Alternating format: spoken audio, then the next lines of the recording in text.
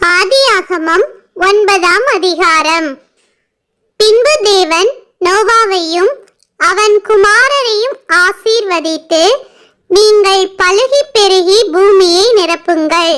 உங்களை பற்றிய பயமும் அச்சமும் பூமியில் உள்ள சகல மிருகங்களுக்கும் ஆகாயத்தில் உள்ள சகல பறவைகளுக்கும் உண்டாயிருக்கும்.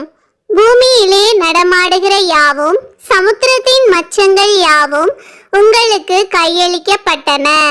நடமாடுகிற ஜீவ ஜந்துக்கள் யாவும் உங்களுக்கு ஆகாரமாய் இருப்பதாக. பசும் பூண்டுகளை உங்களுக்கு தந்தது போல அவைகள் எல்லாவற்றையும் உங்களுக்கு தந்தேன். மாம்சத்தை அதன் உயிராகிய இரத்தத்தோட புசிக்க வேண்டாம்.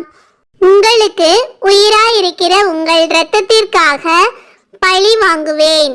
சகல ஜீவ ஜந்துக்களிடத்திலும் மனுஷனிடத்திலும் பழி வாங்குவேன். மனுஷனுடைய உயிருக்காக அவன் சகோதரனிடத்தில் பழி வாங்குவேன்.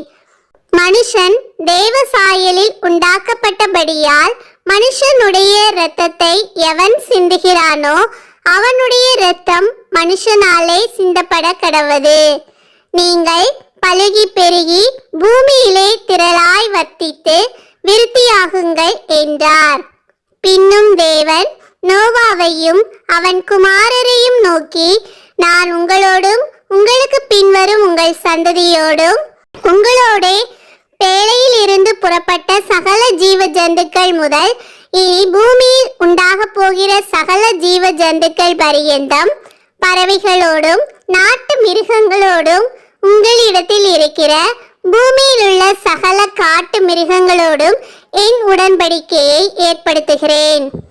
இனி மாம்சமானவைகள் எல்லாம் ஜலப்பிரளயத்தினால் சங்கரிக்கப்படுவதில்லை என்றும் பூமியை அழிக்க இனி ஜலப்பிரளயம் உண்டாவதில்லை என்றும் உங்களோட என் உடன்படிக்கையை ஏற்படுத்துகிறேன் என்றார்.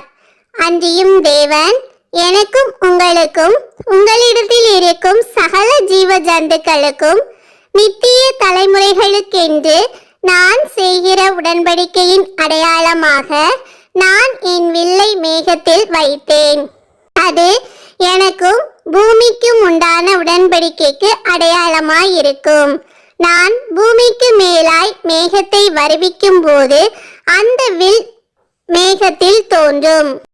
அப்பொழுது எல்லா மாம்ச ஜீவன்களையும் அழிக்க இனி ஜலமானது பிரளயமாய் பெருகாதபடிக்கு எனக்கும் உங்களுக்கும் மாம்சமான சகல ஜீவ ஜந்துக்களுக்கும் உண்டான என் உடன்படிக்கையை நினைவு கூறுவேன். அந்த வில் மேகத்தில் தோன்றும் போது தேவனுக்கும் பூமியின் மேலுள்ள சகலவித மாம்ச ஜீவன்களுக்கும் உண்டான நித்திய உடன்படிக்கையை நான் நினைவு கூறும்படிக்கு அதை நோக்கி பார்ப்பேன். இது எனக்கும் பூமியின் மேலுள்ள மாம்சமான யாவுக்கும் நான் ஏற்படுத்தின உடன்படிக்கையின் அடையாளம் என்று நோவாவோடே சொன்னார். பேழையிலிருந்து புறப்பட்ட நோவாவின் குமாரர் சேம், காம், யாப்பேத் என்பவர்களே. காம் கானானுக்கு தகப்பன்.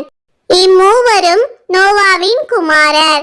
இவர்களாலே பூமி எங்கும் ஜனங்கள் பரம்பினார்கள். நோவா பயிரிடுகிறவனாகி திராட்சை தோட்டத்தை நாட்டினான். அவன் திராட்சை ரசத்தை குடித்து வெறி கொண்டு தன் கூடாரத்தில் வஸ்திரம் விலகி படுத்திருந்தான். அப்பொழுது கானானுக்கு தகப்பனாகிய காம் தன் தகப்பனுடைய நிர்வாணத்தை கண்டு வெளியில் இருந்த தன் சகோதரர் இருவருக்கும் அறிவித்தான். அப்பொழுது சேமும் யாப்பேத்தும் ஒரு வஸ்திரத்தை எடுத்து தங்கள் இருவருடைய தோள் மேலும் போட்டுக்கொண்டு பின்னிட்டு வந்து தங்கள் தகப்பனுடைய நிர்வாணத்தை மூடினார்கள். அவர்கள் எதிர்முகமாய் போகாதபடியினால் தங்கள் தகப்பனுடைய நிர்வாணத்தை காணவில்லை. நோவா திராட்சை ரசத்தின் வெறி தெளிந்து விழித்த போது தன் இளைய குமாரன் தனக்கு செய்ததை அறிந்து, கானான் சபிக்கப்பட்டவன், தன் சகோதரர் இடத்தில் அடிமைகளுக்கு அடிமையாயிருப்பான் என்றான். சேமுடைய தேவனாகிய கர்த்தருக்கு ஸ்தோத்திரம் உண்டாவதாக. கானான் அவனுக்கு அடிமையாயிருப்பான். யாப்பேத்தை தேவன் விருத்தியாக்குவார். அவன் சேமுடைய கூடாரங்களில் குடியிருப்பான். கானான் அவனுக்கு அடிமையாயிருப்பான் என்றான். ஜலப்பிரளயத்துக்கு பின்பு நோவா 350 வருஷம் உயிரோடு இருந்தான்.